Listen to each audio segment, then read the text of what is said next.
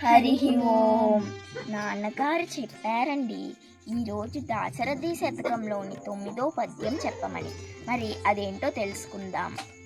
దురితలతాళ విత్ర ఖరదూషణ కానన వీతహోత్ర భూభరణ కళా విచిత్ర భవబంధ విమోచన సూత్ర చారు విస్ఫురధర విందనేత్ర ఘన పుణ్య చరిత్ర వినీల భూరి కందర సమగాత్ర భద్రగిరి దాశరథి కరుణాపయోనిధి.